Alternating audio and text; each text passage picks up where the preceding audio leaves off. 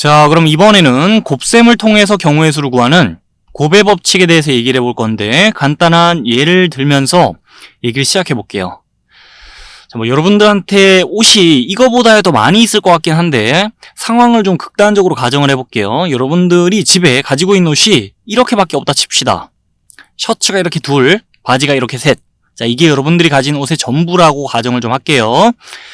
그 상황 속에서 자, 여러분들이 내일 옷 한 벌을 갖춰 입고 나가기 위해서 이 중에 셔츠 하나와 또 이 중에 바지 하나를 고르는 경우는 몇 가지 있는지 생각을 좀 해 본다 칩시다. 그러면 그 경우의 수가 어떻게 될까요?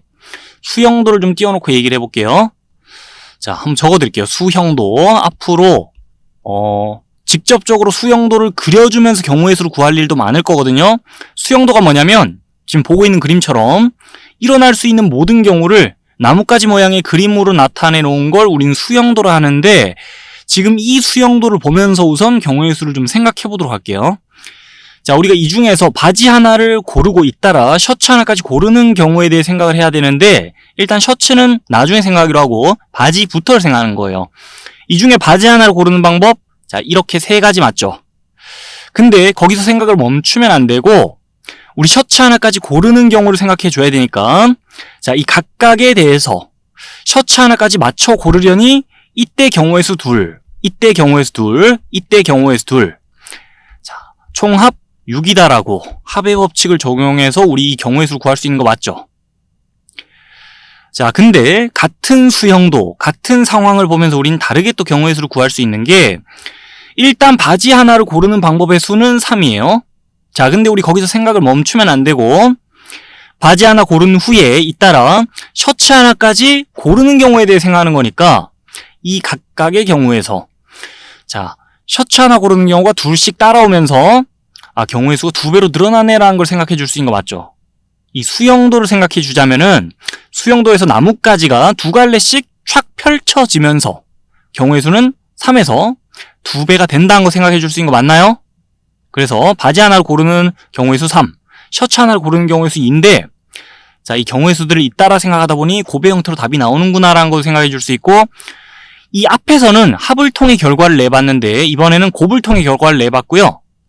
결과는 같을 수밖에 없어요. 왜냐면 2 더하기 2 더하기 2나 3 곱하기 2나 2가 3개 있다는 걸 알려주는 수식이니까 결과는 같을 수밖에 없는데, 그 결과가 나오는 과정에서 합을 통해서 결과가 나왔냐, 곱을 통해서 결과가 나왔냐, 그건 좀 엄연히 차이가 있다고 볼 수 있어요. 경우의 수를 구하는 관점에서.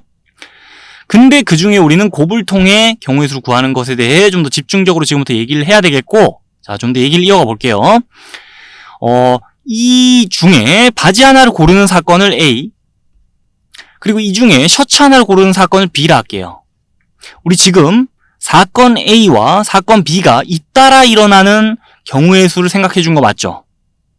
자, 그렇듯이 두 사건이 잇따라 일어날 때, 잇따라라는 말과 유의어라 할 수 있는 말들이 막 띄워져 있는데, 두 사건이 연이어 일어날 때, 또는 두 사건이 동시에 일어날 때, 동시에와 연이어는 잇따라와 유의어라 볼 수 있어요. 지금 문맥상. 동시에라 그러면은 지금 same time, 같은 시간대 이런 뜻보다는 and의 의미를 내포하고 있다고 봐주는 게 맞습니다. 이 말들이 전부 and의 의미를 내포하고 있다고 봐주는 게 맞아요. 지금 이 사건도 일어나고 그리고 이 사건도 일어나는 그런 경우에 대해 생각을 하고 있고, 자, 그때는 경우의 수를 생각할 때 곱셈을 통해 이 곱의 법칙을 적용해서 경우의 수를 구할 수 있다는 말을 지금 제가 하고 싶은 거예요.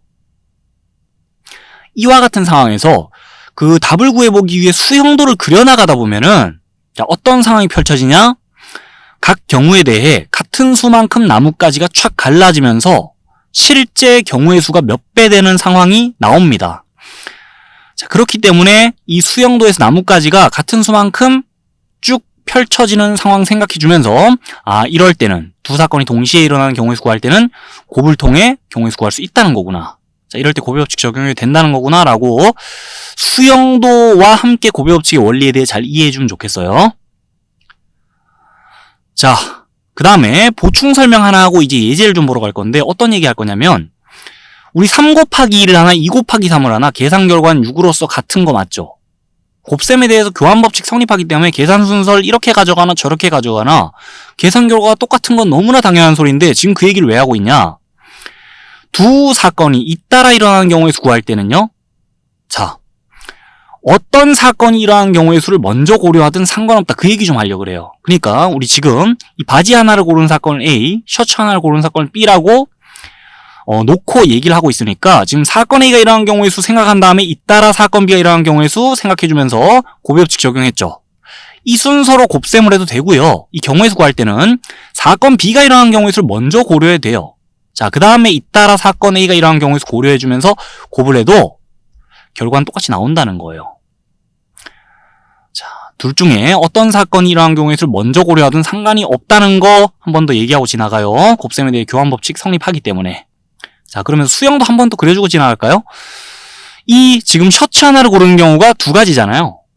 각 경우에 대해 바지 하나를 고르는 경우 마저 생각하다 보면 자, 경우가 세 가지씩 따라오게 됩니다. 바지 하나를 고르는 경우가 이렇게 세 가지씩 따라오면서 두 가지였던 경우가 세 배가 되네. 나뭇가지가 자, 세 갈래씩 쫙 펼쳐지면서 그래서 2 곱하기 3으로 이렇게 경우의 수 구할 수 있구나. 곱을 통해서 라고 또 이해해 볼 수 있는 거 맞죠? 자, 수영도가 펼쳐지는 상황과 함께 곱의 법칙의 원리를 이해해 줄 수 있어야겠고 요까지 내용 정리하면서 예제 좀 보러 갈게요.